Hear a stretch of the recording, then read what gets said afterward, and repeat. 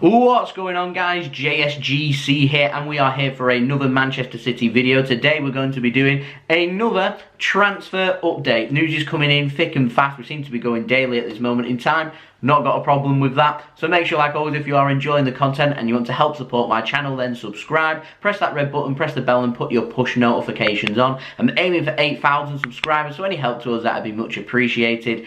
At the time of recording this video, I'm now less than 800 subscribers away. The growth rate we're going at is incredible, so thank you everyone for the continued support. Don't forget also, you can find my social media links in the description below and popping up on screen if you want to go and follow me on my Twitter and Instagram. My email also in the description below too if you want to hit me up for any sponsorships for any videos or any general business inquiries.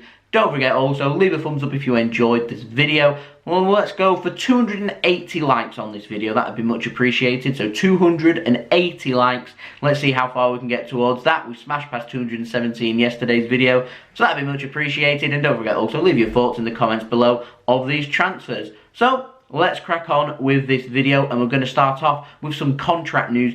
Firstly, it comes in the form of Kevin De Bruyne. Now, he was Manchester City's captain in our game yesterday against Brighton and Hove Albion. Apparently, he's wanting, as part of his new contract, to be made the Manchester City captain. So I found it interesting that with David Silva not featuring and also Fernandinho on the bench too, that Kevin De Bruyne became Manchester City's captain. And I'm just wondering, with David Silva leaving, to me it's either going to be Fernandinho, who's got 1 year left on his contract, or Kevin De Bruyne. So we could well see, as part of his new contract, him being made captain, and I found it interesting that in yesterday's game he was captain for that game, but I might just be reading a little bit too much into that. We'll wait and see, time will tell on that one. And speaking of yesterday's game against Brighton and Hove Albion, we've got an update on Scott Carson. He was on the bench for yesterday's game away. I found that really interesting because his contract, when I did my digging, was up on June 30th with Derby County, which means, in theory, he shouldn't be a Derby County player right now, if what I've read is correct.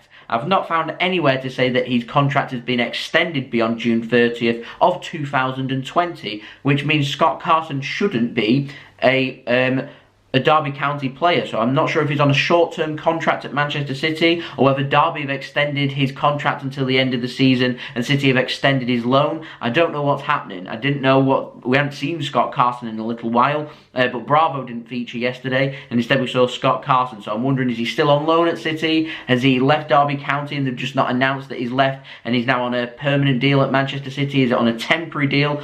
Who knows? He's still a Manchester City player. I find that really interesting. Of course, if he is, Scott Carson is now a Manchester City player permanently going into next season, which I'm hoping we'll get some clarification on very soon, then that will affect the futures, of course, of Daniel Grimshaw, who's featuring for Manchester City in the development squad, and of course, Aro Muric, who Man City recalled from Nottingham Forest last month. So, last news in the contract news comes in the form of Sergio Aguero. It's been reported by the Daily Mail that should Sergio Aguero continue to score on a good basis, as he has done throughout his whole career at Manchester City, then he could have his contract extended at City. His contract is up as of next summer, 2021. Sergio Aguero's contract is up and he may leave Manchester City then, but according to the Daily Mirror, as long as Aguero continues to score goals, City are thinking about offering Sergio Aguero a 1 year extension onto his contract to keep him here until the summer of 2022, which in my opinion is good news because I'm always looking forward to seeing more of Sergio Aguero. He's a wonderful football player. So we're going to move on to the outs, and we've got an update on David Silva's next club. Now, Diario AS in Spain, they're reporting that David Silva's next club is still not being sorted out. They believe, though, that he'll be heading to the United States of America. I know that New York City Football Club, who are part of the City Football Group, have been linked into Miami, though, with a team that's getting heavily linked with David Silva and have shown a lot of interest.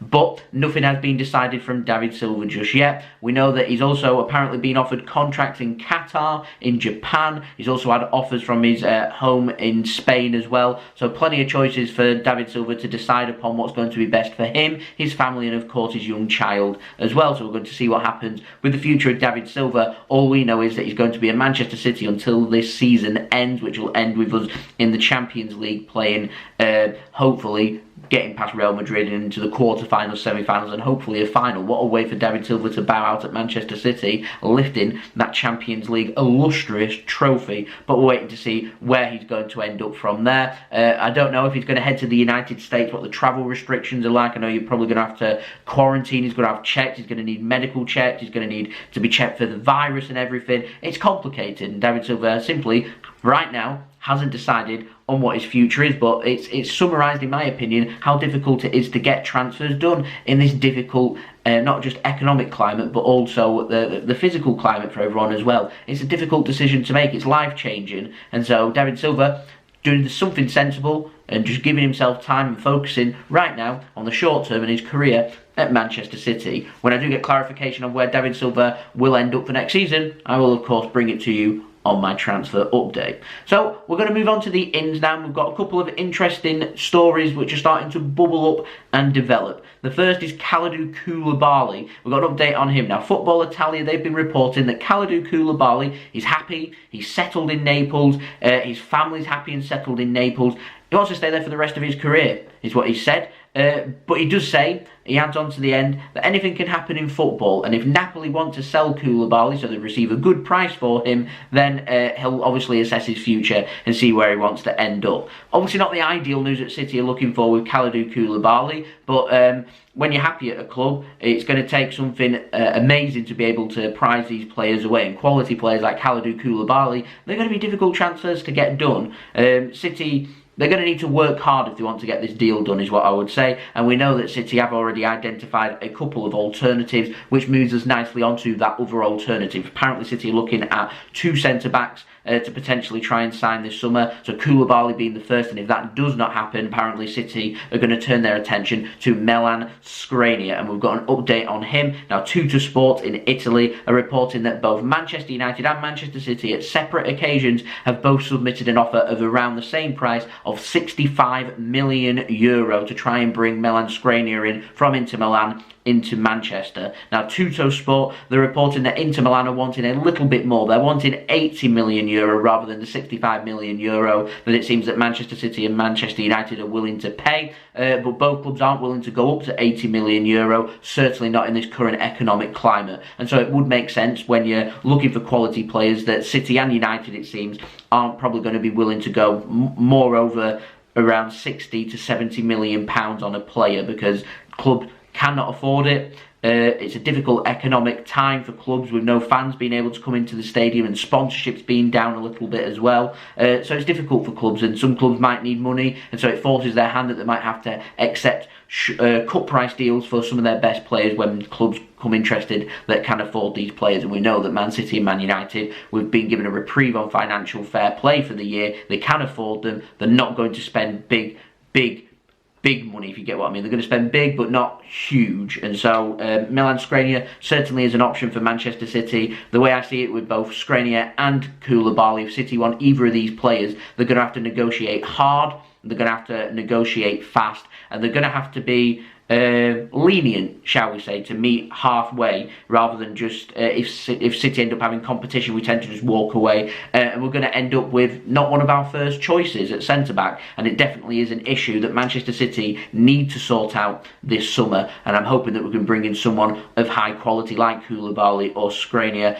City need to work hard to get it done. When I have updates on these deals, I will of course bring them to you in my transfer update. So there we go, that has been the video. I hope you enjoyed this video. Leave a thumbs up if you enjoyed this video. Like I said, I'm aiming for 280 likes, so any help towards that would be much appreciated. Don't forget also, leave your thoughts in the comments below of these transfers, as I'm always interested in what you do have to say. Don't forget also, subscribe if you're new around here, press that red button, press the bell, and put your push notifications on, aiming for 8k subscribers, so any help towards that would be much appreciated.